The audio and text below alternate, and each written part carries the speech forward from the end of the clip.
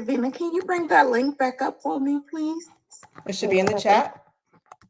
It disappeared. I saw it in like a little side note, and then when I went to the chat, I can't see it anymore. That's hilarious. Okay, let me grab it. I see you on the LinkedIn. Okay. Can you bring that link back up for me, please? It should be in the chat. It disappeared. I saw it in like a little side note, and then when I went to the chat, I can't see it. My chat is back. I'm gonna ask everybody to mute during this time. Hold on.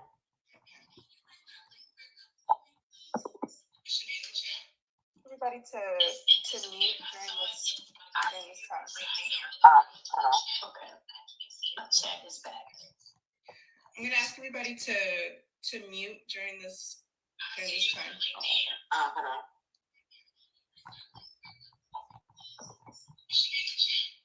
Everybody to mute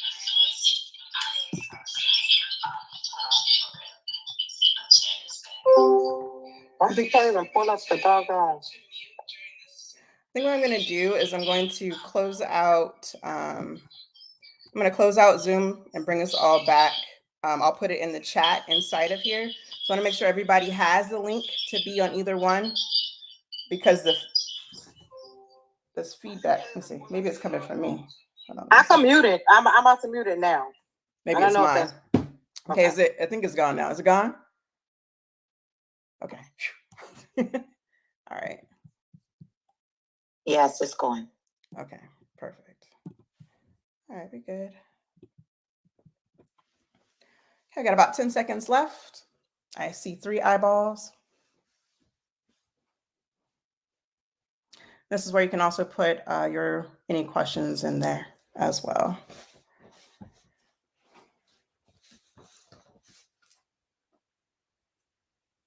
Okay. Well, I want to ask you a question. How many of you, when you were in high school, were in the classroom or at your school site when a college recruiter came and spoke to your group or spoke to you personally? You can just put a little 1 in the chat if that's happened to you. I can tell you that it happened to me. In my neighborhood, considered the hood, meaning low income, mostly minority, a college recruiter came to my senior classroom. And at that time, she showed us statistics. She said, if you finish your high school degree, you're going to make about $20,000.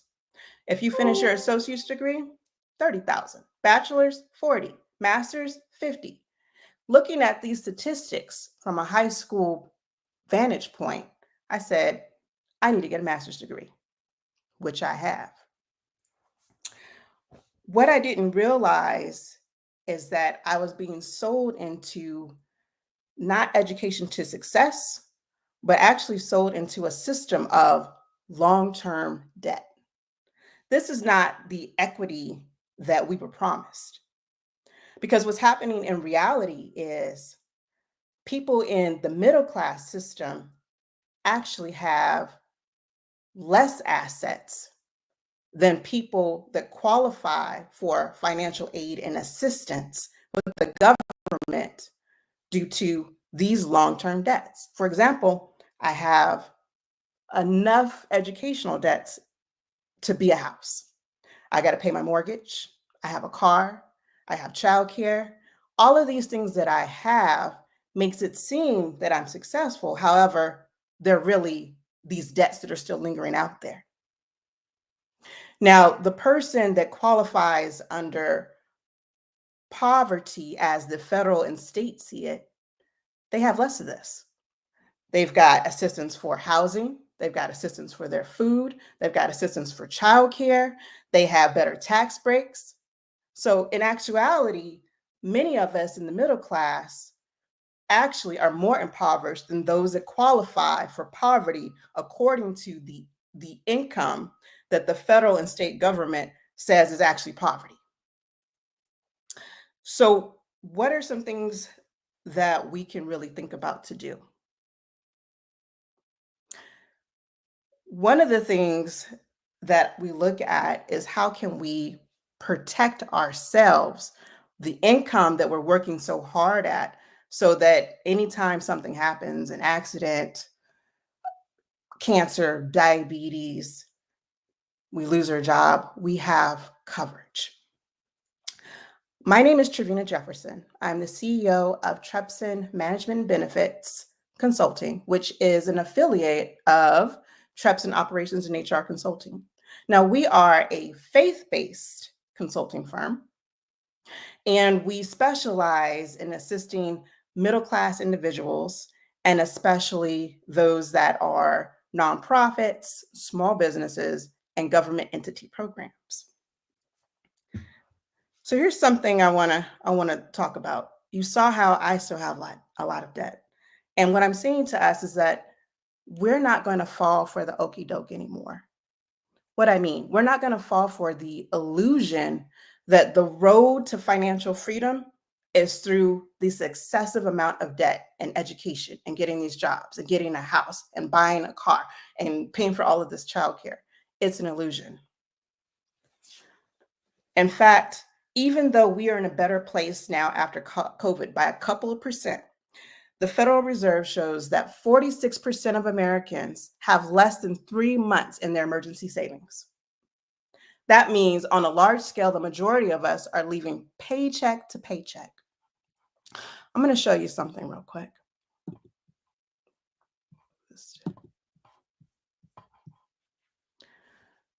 We've been learning a lot about how to build our house almost upside down. The foundation to our financial house is really one, our belief system, our core system. For me, that's my Christian values. When we build upon that, the next thing that we need to look at is how do we protect ourselves while we're out here running around trying to work? How do we protect that income?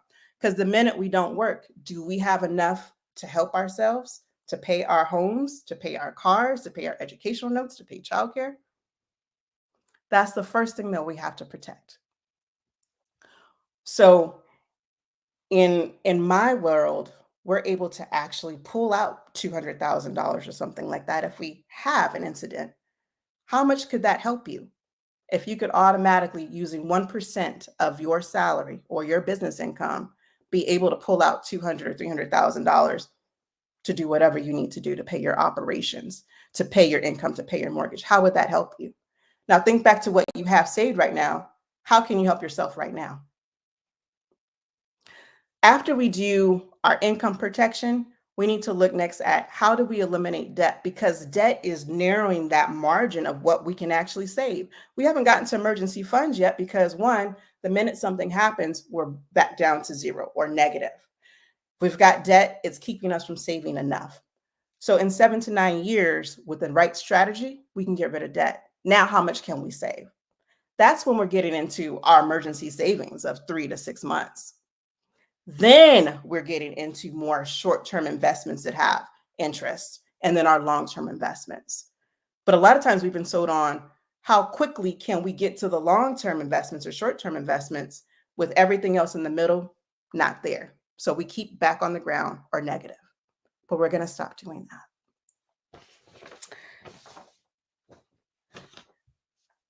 So I'm going to ask for a couple of questions. I'm going to give you a second to ask you a couple of questions before we move forward. Any questions on what I just said? You can put those in the chat, or you can speak them out.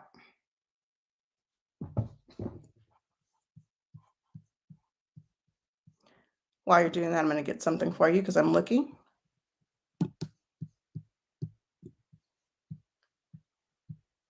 All right. I don't see any questions as of yet. So here's what I'm going to do. What I'm going to do right here, you should see this on the other end. To get more in-depth information about what we're talking about, I just put this into our chat on LinkedIn and Facebook and YouTube, a replay. So you can go there and get the replay. I talked about this quite a bit last week in a session. The other thing I'm going to do is I'm going to ask you to do your part in helping the wealth of the middle class by telling them to list 10 businesses to book an appointment so that they can get free information about how to get themselves out of this hole, this illusion of somehow we are winning. We're not winning yet. So here's what I'm going to do. I'm going to drop something else for you. This is going to be the business card and a place where you can book your appointment. So you should see that also in the link.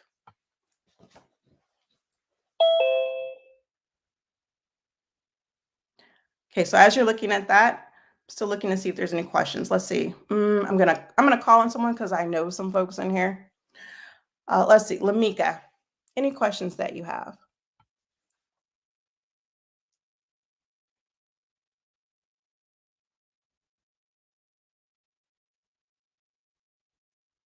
I see Lamika's trying to get audio working. I'm gonna come back to you.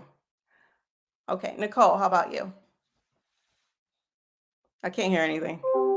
It's okay. My question would be, the prices are different now for people to go to college. It's way more expensive. What would you tell a single mother the best route right now, if you had any advice to give a single mother right now? Yeah, everything keeps increasing. Yes, everything keeps increasing. And for single mothers or those that feel like they're single, whether they're married or not, you still have a lot to carry. So the first thing you still have to do is be able to protect your income. Because if right now it's hard and it's a struggle, it's even more of a struggle if you now have to pay this educational debt and something happens to your job. How are you going to pay it? So until you get knocked down to where the federal government is going to step up and assist you, we got to do more to assist ourselves. And being able to take a small percentage, like 1%, to do that, not only can protect her, but could also elevate her up to the next level if something does happen, because now she has more than she had when she started. Hey, how about you, Lashana?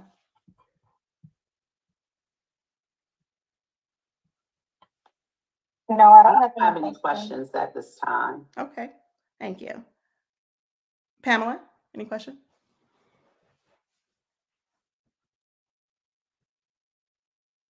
How about my financial guru, Seiko?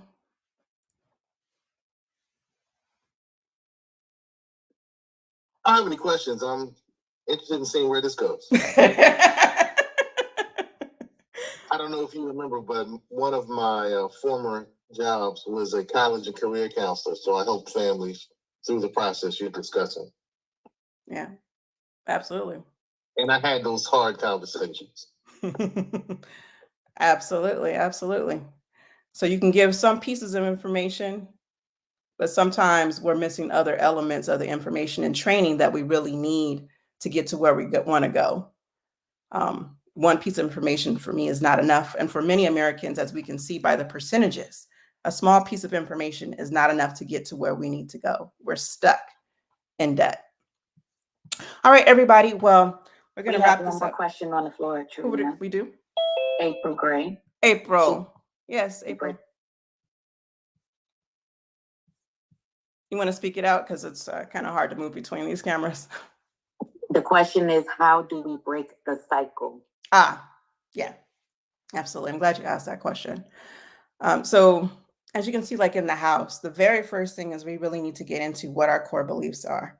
That is the foundation to everything. When you're honed in on what your core belief is, it dictates what your direction is going to be. Secondly, within this education, we have to be able to protect the only thing that's keeping us afloat unless we're getting some sort of substance. And that means our ability to work. If we can't protect our ability to work, Pamela does real estate, things like that. What happens if all of a sudden you can't do that? Or what happens if all of a sudden Nicole can't do nursing? Well, she's got a husband. What happens if that will pop in there? But for some of us, even if we are married, that won't help us out. And if we're single, we're still struggling. We want to be able to protect our ability to work with a small percentage of something to protect our assets. We can pull out if we get sick, we pull out if we got a coma, if we got cancer, if we got diabetes. These are things that happen on a daily basis. A large percentage of Americans are going to have to do something, an organ transplant. We got cancer we got to deal with. We've got all these things. And sometimes, especially when it comes to cancer and some of the diabetes, even with a healthcare policy, it's not covering all your treatments. And so most Americans, according to statistics, only have $2,000. These cancer treatments are way more than that, and it's still not covered. So they stop treating themselves after about 1 or 2 months. How does that help their life expectancy? So April, I would say definitely we want to book an appointment, and we would talk about how we can protect our income for a small amount, smaller than what you're tithing for, a small amount, but it's going to give you a lot in return to protect yourself. And also, I know, April, you're doing a business. So the same thing that protects you personally for your mortgage and everything like that, you can put that policy on your business because your business is its own entity so that it can still operate when you're down. You can still pay your people, your utilities, everything. So nothing has to stop just because you had to stop working, not because you didn't want to work, but you had to. Okay, and with that, I think we're going to wrap it up. Thank you so much, everyone. And if you have any other information, please book a call. You have my email information on there as well. And we're out.